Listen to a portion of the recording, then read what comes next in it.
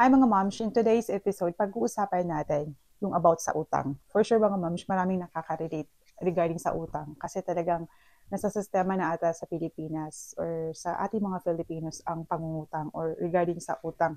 So gusto ko lang i-share mga moms kasi while I'm scrolling in my social media, ang dami kong nakapapanood ngayon na mga nag-aalok or may mga pang-loan, may pa-utang, kung ano na lang, tapos may mga konti lang daw yung interest. So ngayon mga moms, gusto ko lang i-share sa iyo yung insights ko ngayon about sa utang kasi talagang ang dami kong natutunan about sa utang mga moms kasi dito talaga ako nagkamali ng sobra throughout my personal finance, my own financial journey. Dito talaga ako gusto ma-improve kung bakit ko gusto talagang pumasok sa financial industry kasi me myself, I had a lot of personal mistakes before regarding sa utang kahit nandito na ako sa Canada. So ngayon i-share ko lang sa iyo yung about sa good debts at saka sa bad debts. So before mga moms, hindi ko alam kung ano yung good debts at bad debts. So gusto ko lang i-share sa iyo kapag nangutang tayo mga moms, alam natin kung ano yung goal natin sa utang natin. So magbibigay ako ng halimbawa kung ano yung good debts.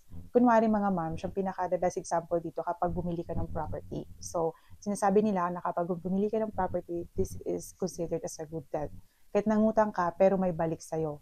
So ano nga ba yung good debt? Yung good debt is yung something na meron kang inutang pero may return, may balik ng ROI sa'yo in the future. Hindi yung basta-basta siyang nawawala lang. Tapos, kunwari, kapag bumili ka na ng property mo, so magkakaroon ka ng equity, nagbibuild ka ng equity, tapos kahit na break-even lang, mayroon ka pang property.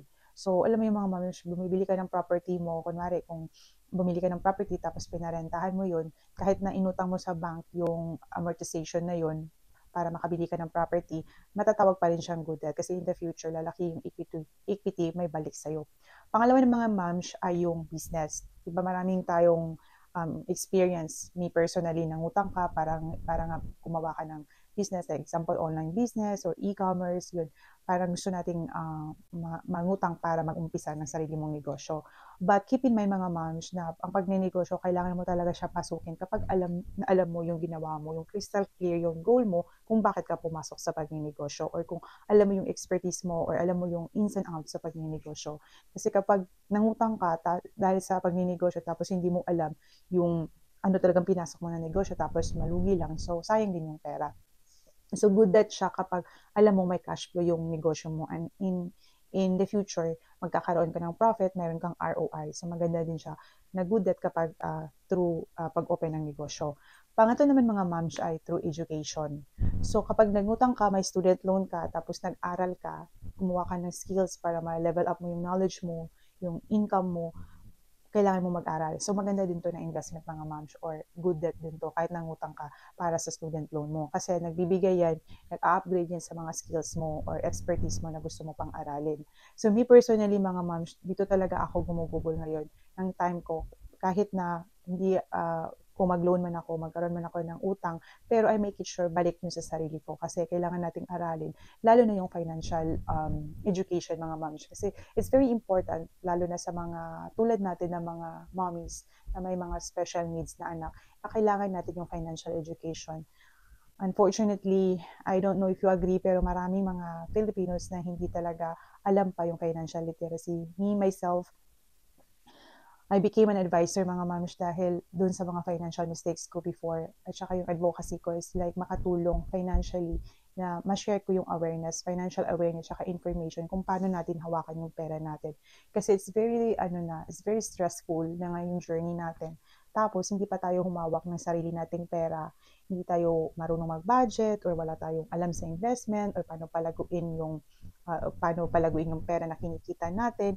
So, mula talagang mangyayari mga moms. So, kailangan natin i-level up yung financial knowledge natin kasi talagang I truly believe that knowledge is power. Kapag once na marami kang alam, marami ka ng options, mas mag-upgrade na yung skills mo, mas makakatulong ka sa ibang tao. Personally, I can relate mga moms I really tried my very, very best para makapasok sa financial industry, makuha ko yung license ko. Kasi una nakinabang yung sarili ko, na-educate ko yung sarili ko though may mga financial mistakes ako before, but then I realized nag-grow ka. Marami kang information, marami kang social network, may makakilala kang mga bagong tao na the same mindset. Tulad sa akin mga moms, when I joined the financial industry, Actually, it's so humbling kasi talagang I prayed so hard na gusto kong magbago yung yung habits ko. Gusto ko pang ma-improve yung financial education ko. So what I did, nanood ako ng maraming financial videos sa YouTube. And then I think only early this year. Tapos nakita ko yung mentor ko. And then, yun nga, I'm so interested to join the financial industry. So mga moms, kung if you are interested, if you're watching these videos, tapos gusto mo ng side hustle, and then ma-improve mo yung financial education mo, I encourage you to join the financial industry as well. Kung gusto mong matuto at magkaroon din ng mga mentors at mga kakilala ng mga kasama mo para mag-guide ka, we have our community, mga moms. Meron akong mga mentors na tumutulong din sa akin para magkaroon ako ng financial background pa at ma-improve ko pa yung career ko na pinasa ko as a financial advisor. So yun lang yung mga moms, kailangan talaga natin na alam natin kung paano natin hawakan yung pera natin. Lalo na yung journey natin as a special parent na kailangan natin maging matalino sa paghawak ng pera. Lalo na hindi natin alam yung future ng anak natin.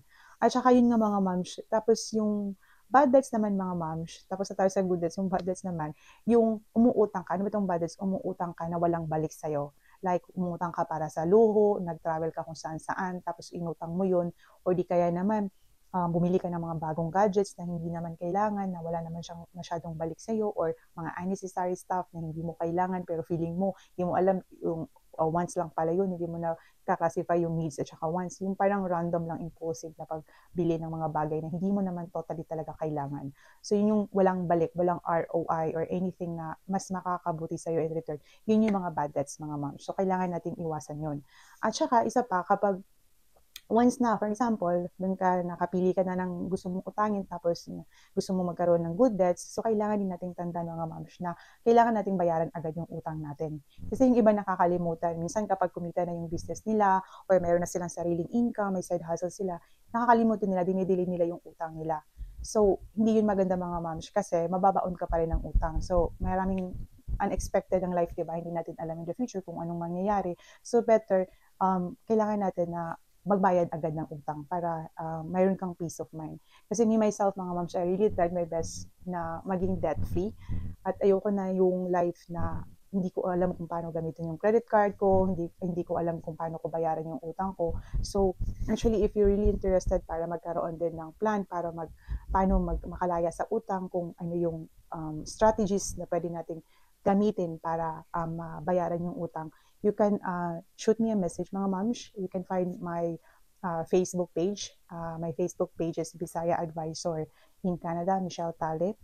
Nag-share ako doon ng mga any financial tips. So, yun yung mga moms, if you like this video, please like, share, and subscribe para mas marami pang mga Filipino families, lalo na sa mga special moms like us, na matulungan, na ma-elevate nila yung life nila at magkaroon pa ng maraming financial education para sa finances nila in the future, para mas brighter yung future ng anak natin. See you in my next one, mga moms. Have a nice one. Bye for now.